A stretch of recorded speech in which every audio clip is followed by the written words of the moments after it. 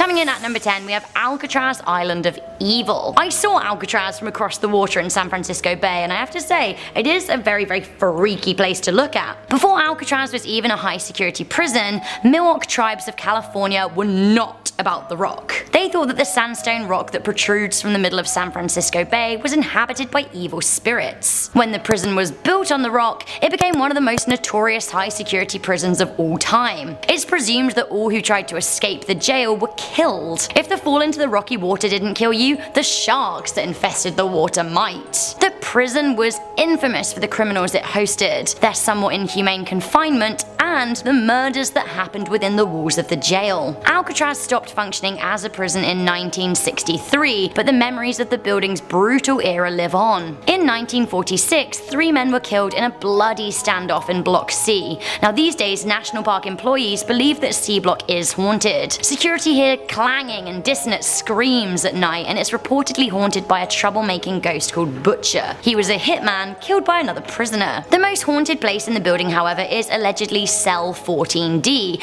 a solitary confinement hole. Now the hole is said to turn men crazy. Now, criminally insane, to me, is a lot worse than simply being a criminal. It seems that Alcatraz was always an island of evil spirits, but by building a jail there, the United States government added a few more to the mix, whilst damning others to expire there. Coming into number 9, we have the story of the Billywhack monster. Ah yes, the legend of Billywhack. So this Californian legend goes all the way back to the 1940s, but it is still going strong today. The old Billywhack dairy building is situated in Santa Paula in Ventura County. The building was indeed an old dairy and was run by August Rubel, a German national living in the United States. Rumour had it at the time that Rubel had a secret lab under the dairy where he was working with the government to create a super soldier for warfare. In 1943, he had to go back to Germany, which was tricky as he was working for the Allies and war had already broken out. It seems that Rubel was killed by a German landmine and was unable to return to the Billywhack dairy. Some years later, a strange creature was reported in the area around the now abandoned dairy. Most of the reports came from students at Santa Paula High School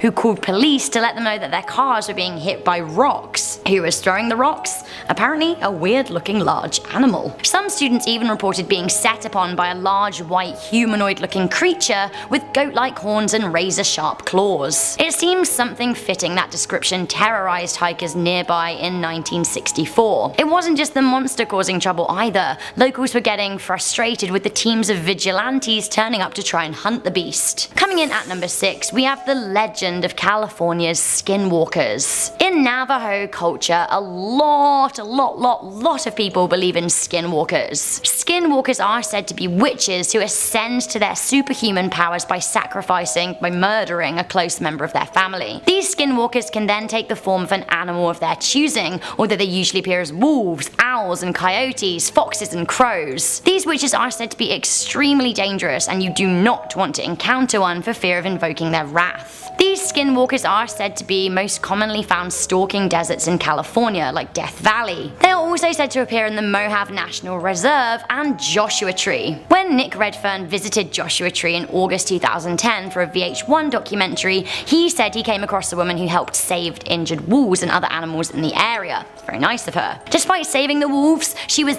deathly terrified of meeting a skinwalker, so much so that she wouldn't even utter the S word. Coming into number 7, we have Turnbull Canyon. Turnbull Canyon was dubbed the Dark Place by local native tribes, and that nickname has more to it than simply referring to a lack of light. Back then, the native tribes would refuse to set foot there. The place became even darker when Spanish invaders forced natives into the canyon, killing those that fell out of line. Since then, legend says that every Native American killed in the canyon still haunts it today, watching passers-by and waiting for the sun to rise. Many explorers feel watched when they venture out into the canyon. Not only is the canyon haunted by the spirits of the wronged natives, but it is also said to be a hotbed for occult activity. There have been reports of black-robed beings making effigies in the remote area. A string of disappearances around the nearby Puente Hills has been put down to satanic activity in the canyon. To make this a triple whammy of creepy, there is also an abandoned mental asylum in the canyon.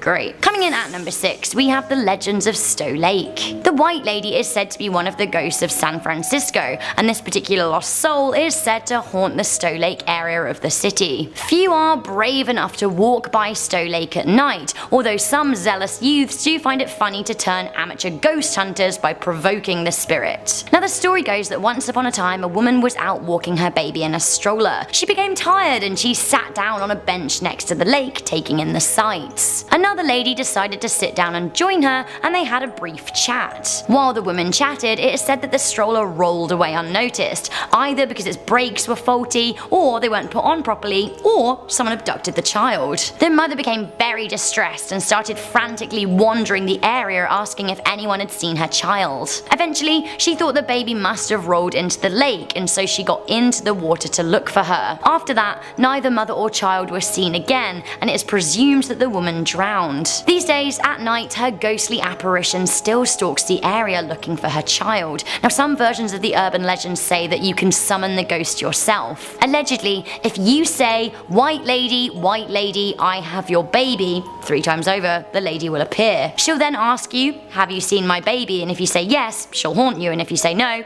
she'll kill you. Coming into number 5, we have the Angel of Bodie. Bodie is one of many Californian ghost towns. As we know, California was at the forefront of the gold rush, but it was also heavy on the silver mining. Bodie had 10,000 residents in 1859 and was thriving in 1894 when little Evelyn Myers was born. Growing up around a mine has its dangers, but as families settled to make their fortunes, this was the life many children in the southwest of the United States came to know. Little Evelyn was nearly 4 years old when she tragically lost her life. Her downfall was her playful curiosity. She liked to follow the miners to work, and she would often land herself in trouble with her parents. One day she followed a miner to work and he sent her back home, but she was sneaky and snuck back to watch him work. Sadly, he didn't know that she was behind him when he swung his pickaxe backwards and crushed her skull. A monument was erected in her honor, and it is now said that her ghost haunts a deserted town. She can be heard laughing and giggling as she skips gleefully around her home. Don't like this one at number 4. We have the story of the charred man of Creek Road. I don't like a ghost at the best of times, but charred ghosts with vacant eye sockets?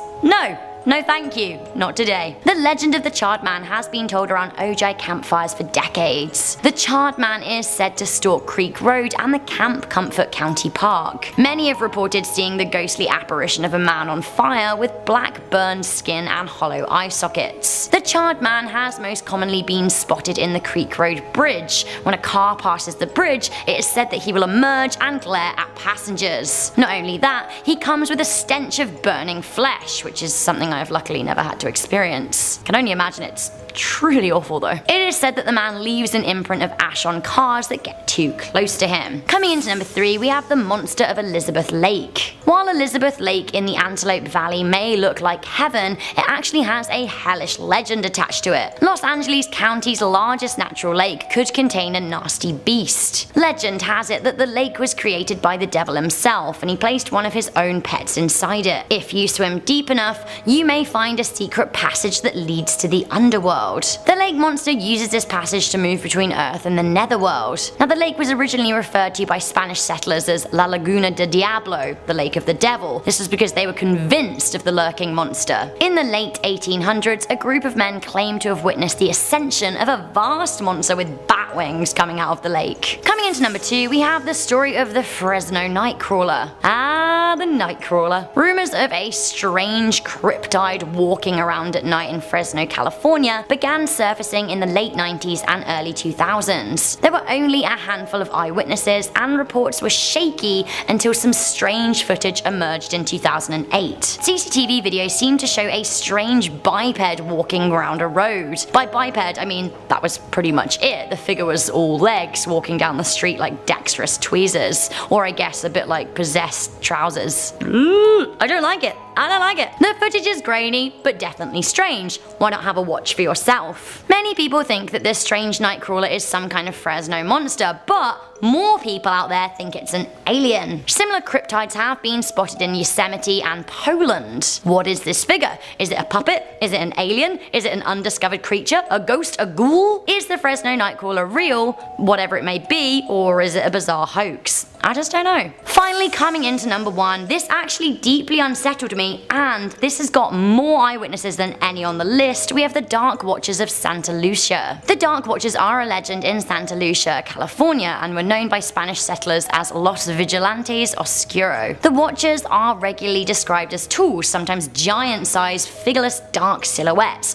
often adorned with brim hats or walking sticks. They have been frequently spotted in the Santa Lucia Mountains watching passers-by. Now the figures are mainly spotted around twilight and dawn. No one has ever seen one up close, and it is said that if a person does ever come close to one, they'll disappear. They've been regularly spotted by walkers, and many believe that if they stay on the path they're on and just keep on going about their business, the Watchers won't bother them. Writer John Steinbeck's son Thomas believed that he saw the Watchers growing up. In the late 1960s, a high school principal reported seeing a tall man with a hat watching him as he led a group hike. When he called out, the figure disappeared. Now people still report seeing these Watchers to this day. Scientists offer a number of different explanations for the sightings, with some saying that they could be Brocken specters. These happen in certain atmospheric conditions when the sun is at a particular angle. This could explain the whole dawn and dusk thing. Others say they could be fatigue-based hallucinations, but honestly, as people keep spotting them, the legend just keeps on growing. Starting us off at number 10 is Suicide Bridge. Starting off strong, you know how I am. Built in 1912, the Pasadena, Colorado Street Bridge is a scenic drive. It's on a riverbed, it has lamps, there's an old charm about it that makes it romantic almost, but it's also the site of many atrocities. Over 100 horrible suicides have taken place at the bridge that the bridge is actually called Suicide Bridge by most. It garnered such a reputation that in 1993 they installed a suicide barrier on the bridge to try and lower the numbers. The stories of the suicides are also very hard to digest. In 1937, Myrtle Ward took her 3-year-old daughter to the bridge after her husband left her. She threw her daughter off the bridge and then leaped herself, but thankfully her daughter landed in a few thick branches which slowed her descent and left her unharmed, but Myrtle plummeted to her death. Many have seen her ghost on the bridge and in the riverbed below, forever looking for her daughter. Another story is more recent, taking place in 2008, where a man stabbed and killed his wife and grandmother and then killed himself. And that was only 2 stories out of countless ones I could have told you. So of course, with that much death going on there are that many ghosts. Many spirits haunt the bridge, including a man wearing glasses and a woman that continuously keeps mimicking her fall off the bridge. Homeless people camping under the bridge have reported hearing eerie cries and sounds at night, and the ghost of a man who whispers her fault to anyone that walks by, obviously referring to whoever drove him to take his own life, but no one knows who he's talking about. Coming in at number 9 is Alien Blood. I actually read about this story a few years ago and I didn't realize how much of a lasting impact it left on California, but evidently I guess it did. Back in 1984 at Riverside General Hospital, a woman called Gloria Ramirez was admitted to the ER to have her blood drawn, but as soon as it was drawn, the foulest smell filled the room and her skin started becoming oilier and oilier. Then, like flies, the medical staff started dropping, half started passing out, while the other half lost complete control of their limbs. 5 members ended up being hospitalized and 1 even spent 2 weeks in intensive care. The weird occurrence affected over 24 members of staff, which left a skeleton crew to try and save her life. They failed and she died 40 minutes later. Until this day, no one has any idea what happened or what it was about her blood that took down 23 people. They dub it the legend of the alien blood that poisoned the hospital. And to me, I feel like science has a lot of answers for a lot of things, but when something comes up that they can't answer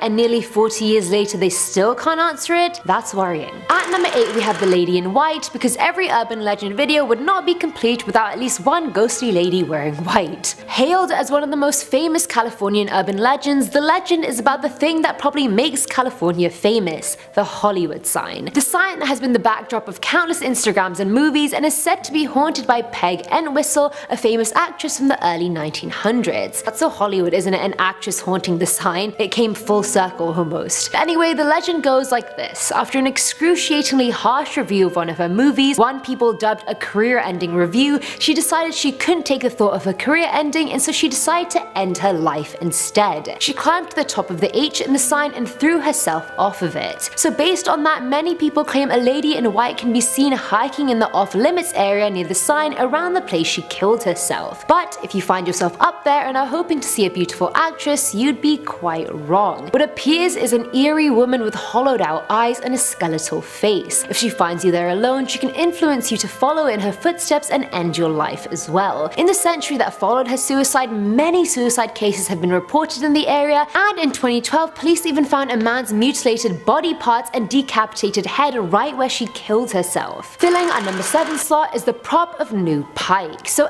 Elmer McCurdy was a famously notorious outlaw who died in the early 1900s. In 1911, his embalmed corpse became a sideshow act through Texas for people who wanted to come and gawk at the criminal and his displayed body. Or rather, his body traveled all over America, eventually landing itself in Long Beach, California. There, his body was mistaken for a prop and was hung in a fun house at New Pike Amusement Park. The truth was only discovered in 1976 when a film crew tried to adjust him and ended up dislodging his arm. Imagine going into that funhouse as a kid expecting mildly scary props and then coming face to face with a real corpse. I'd never go to an amusement park again. Legit I wouldn't. Now at number 6 is Old Stage Road. Now Old Stage Road is located in Salmas and it's been the site of horrible deaths, gang-related deaths, lynchings, and a Japanese concentration camp was even located there during the wartime. So due to all that death, countless ghosts and spirits do haunt the road. But this specific story comes from Redditor Moonriver7811, who said his aunt told him a story of when she was young and pregnant. Her and her husband decided to take some back roads as a shortcut and ended up on Old Stage Road. She was looking out the window for a while and she suddenly saw a woman. The woman was keeping pace with the car and just turned her head to look at his aunt, and what she saw scarred her for life. The skin of the woman was so pale it looked almost transparent. Her hair was like white hay, she seemed almost 100 years old. But it wasn't even her appearance that freaked his aunt out, it was the hatred and anger she could see in her eyes. The uncle stepped on the gas and they managed to get rid of her. And the user decided after hearing the story he should also go to the road as well with his friends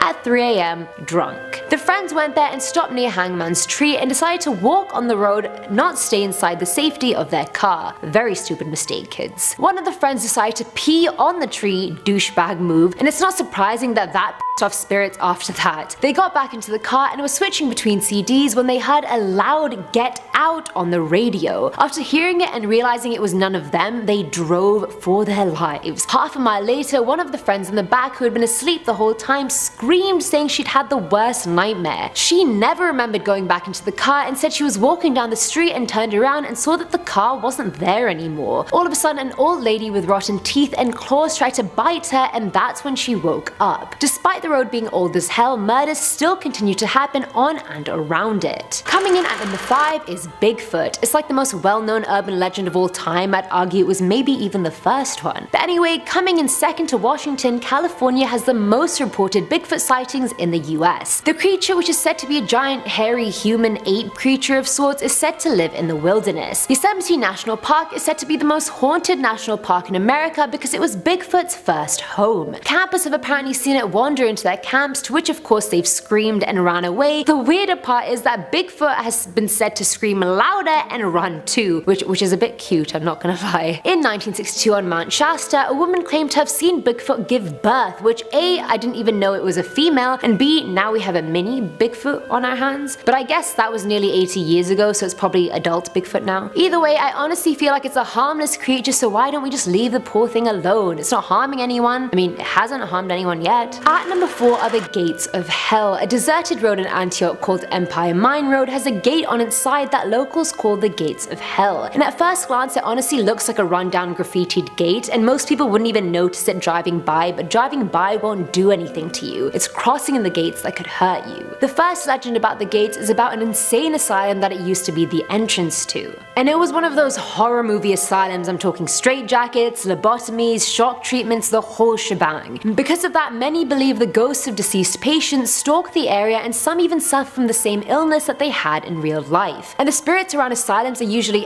angrier than ones found elsewhere, and if you cross the gate you could very well be attacked by one of the ghosts. One group of explorers felt rocks being pelted at them, and when they got back into their car they felt a giant creature leap onto the hood. The second legend is that it was a slaughterhouse that sat near the gates and that the spirits haunting it are of the animals. But the slaughterhouse was also home to a horrific murder that happened in 1995. A man came running and screaming out of the slaughterhouse, head to toe dripping in blood, claiming his girlfriend had stabbed him. Before medics could get to him, he died. So there is a lot of bad energy radiating around this gate. Filling our number 3 slot is the statue. A girl named Jessica was babysitting for a rich family in California, so you can well imagine that the house was massive with rooms upon rooms inside. During the night in question, the parents went out for a movie, and so the dad told Jessica once the kids are asleep she could go watch TV in the living room. And that wasn't a nice move so she could be entertained, it was so she wouldn't wander and snoop around the house. The kids go to bed and Jessica starts watching TV. I mean, she tries watching it but can't ignore the clown statue in the corner of the room. Even though she found the statue a bit out of place in line with the other decor, she let it go, but after a while it started freaking her out so much that she had to call the dad. She asked him if she could switch rooms because the clown statue was freaking her out. The father replied saying get the kids and leave the house and call the police. She started asking him why, but he told her to just shut up and do it now. She ended up getting the kids and going to the neighbors and calling the police. But she later ended up calling the dad. He said they didn't have a clown statue and that the children had been complaining of a clown watching them sleep, but they assumed it was just a nightmare. Listen to your kids, people, listen to your kids. It's so funny, I've heard so many variations of this legend, but I had no idea it originated in California. Now at number 2 is the mass murder. Now this is an urban legend that circulates in California every year around Halloween. The legend has been around for decades, but it really only gained traction in the social media age. Yay for Twitter and mass murder. The legend starts with a photo from 1962 of a bunch of masked figures posing for what seems like a Halloween party picture. Everyone's in a white face mask, but the figure in the middle is in a black hooded one. Legend has it moments after the photo was taken, the black hooded figure locked all the doors to the party and then went and killed 7 of the party members before escaping from the scene. No one has any idea who the man is, and the only thing ever found about the case was the mask itself. Ugh, I just don't like people in masks on Halloween from way back when, like their masks were so scary. And these days dressing up for Halloween isn't scary, but back then it actually was. And finally, at number 1 are the witches. East Bay's Black Diamond Mines are one of the scariest places in California. At the end of the 1800s, early 1900s, the area was a thriving coal mining community, and the people who lived there are still buried in the Rose Hill Cemetery. There are so many ghost stories surrounding the mines, but the most popular one is a story of Sarah Norton and Mary. Sarah was a widow who married Noah Norton, and it was widely known that she was a witch. One day her services were called for in the town of Clayton, but on the way there she was thrown out of her buggy and killed. In life, she was a very religious, pious woman who emphasized how she didn't want a funeral, yet the locals of Somerville felt she was owed one. The day of her funeral, a terrible storm hit the town and it was delayed. The following day, another storm hit, but this time the town's livestock also came charging through it. The townspeople realized that this all could have been Sarah's spirit telling them she didn't want a funeral under any circumstances. Since then, her ghost has been seen floating around town, but mostly lurking in Rose Hill Cemetery. Now on to Mary. It was a very common name back then, as you can well imagine, so we don't know what her last name was, but her occupation was being a nanny. But strangely enough, every single child she cared for ended up dying, and so the town accused her of witchcraft. And usually in these witchcraft cases an innocent person is accused, but with Mary they actually found evidence of her sorcery rituals. She was hung soon after and is said to be seen near the mines wearing full white. Honestly, what is it with ghosts and wearing white? Like, is it symbolism?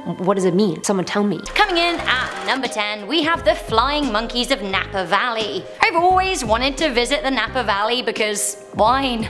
I love wine. People across the world have probably heard or even tasted the Californian wine made here, but most of you probably will never have heard of rebobs, legendary flying monkeys or robots or something in between. They are most frequently sighted around Patrick Road outside of Napa itself. Now, according to local law, the rebobs were made by a mad scientist who tried to combine humans with monkeys, although some believe that they're robots created by the government as a distraction from a doomsday bunker they were stable building nearby. Some say the monkeys hunt teenagers craving young flesh to satisfy their appetites. All pretty wild theories. Coming into number 9, we have the Witch of the Black Diamond Mines. It is said that the Black Diamond Mines of the Mount Diablo coalfield is home to the ghost of a girl named Mary. It seems in the 1870s Mary was a nanny, but several of the children that she cared for died of illnesses or completely unknown causes. Mary was then accused of being a witch by the mining community, who hung her with little semblance of a trial. The town did claim that they found evidence of sorcery rituals at her home, but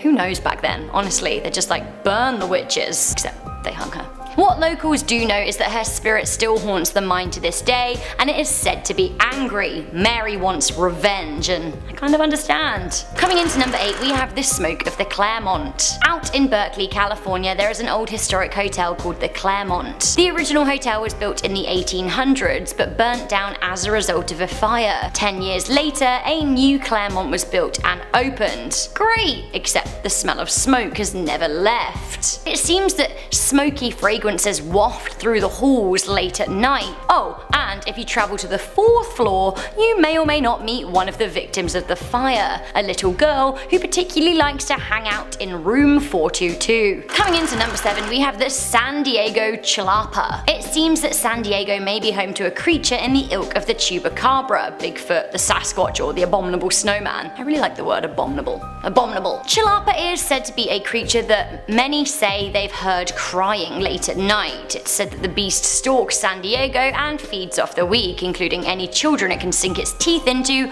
or homeless people unlucky enough to encounter the menace. 30 mysterious deaths seem to have been blamed on the creature. Although that being said, in February 2012, San Diego residents breathed a sigh of relief as they thought that the monster had washed up dead on Mission Beach. Have a little look at the pictures and tell me what you think.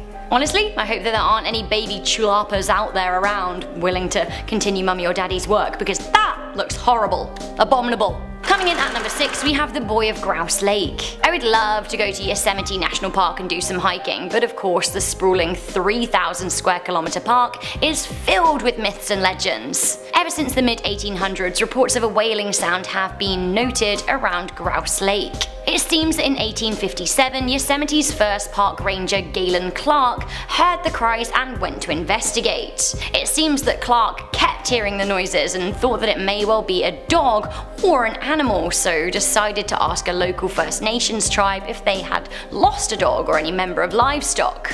Legend has it that they responded to tell him that actually it was no dog, and under no circumstances should he go near the water. Why? Well, it was haunted by a First Nations boy who had fallen in and drowned. To this day he is said to call out to those who pass by, but if anyone goes into the water to help him or investigate, he will grab their feet and pull them into the lake until they drown, just like he did. Coming into number 5, we have Toys R Us of Sunnyvale. I feel like Toys R Us had bigger issues than a Californian branch store haunting, what with its spate of closures, but nonetheless the Sunnyvale, California location is said to be haunted by a poltergeist. Poltergeist in a kid's shop, honestly I can't think of anything worse. I actually used to work in a massive toy shop in London as a princess, long story, but sometimes we would do sleepovers for kids overnight, and there really is nothing scarier than a toy shop during the darkness, because your imagination kind of runs wild with all of the scenarios in which the toys could come to life and I don't know, bite your ankles.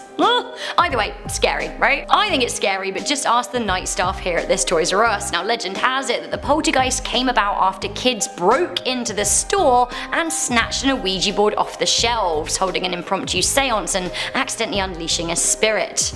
Spooky. Coming into number 4, we have the Albinos of Hicks Road. It seems that Hicks Road in San Jose is a strange place with an even stranger legend attached to it. Locals believe that the road, which runs between Los Gatos and Twin Creeks, is haunted not by ghosts but by so-called hostile albinos. Rumours of the clan began circulating in the 1970s, and it is said that they are violent to passers-by and will stop cars and attack people with improvised weapons. There aren't accounts of them murdering anyone, just generally probably displaying hostility and creepy behavior. The legend says that they eat roadkill, and they have been spotted dragging away dead deer into the hills. Coming into number 3, we have Haunted Disneyland. Disneyland California opened in 1955 in Anaheim. I actually went twice with Landon and Danny 2 and 3 years ago. Here's a picture of us along with Michael McCrudden and Charlotte Dobre of I.O. We're having a lovely time. It's a good time. There are balloons. Despite it being the Magic Kingdom, the park is filled with urban legends. The most enduring is that actually Disneyland is haunted by the ghost of none other than Walt Disney himself, who is said to stalk the park at night. He's also said to regularly visit his old apartment above the fire station on Main Street. It is also said that the It's a Small World ride is haunted, with the dolls moving and switching places with others. Some say that the haunted house actually is haunted, not by one of the ghosts that it looks like are kind of there, but by a little boy. Apparently his ashes were scattered or something along those lines. Others say that the Secret Club 33 is the Illuminati headquarters. Honestly, Disneyland is so filled with urban legends, we've made a whole video about it, so you should check that out. Coming into number 2, we have the legend of the Black Dahlia. The death of Elizabeth Short was no legend, it actually happened. In 1947, the budding 23-year-old starlet was found cut in half and severely mutilated. Her killer had drained her blood and scrubbed her body clean and then laid it out meticulously. The case totally stumped the LAPD, with the lead investigator Brian Carr saying, "I just can't imagine someone doing that to another human being." The murder was front page news for months, and Elizabeth's connection with Hollywood made it glamorous in a very macabre way. The killer was never found, and her death is one of the oldest cold cases in LA. It was after she died that the rumors and the legends were born. Some say she was a high-class escort killed by a lover. Some say she was involved with a satanic cult, and various news outlets had elaborated opinions on what had happened to her body. I guess we can't really go into it too much, but some think that she was covered in cigarette burns, and others say they think that she was forced to eat her own feces.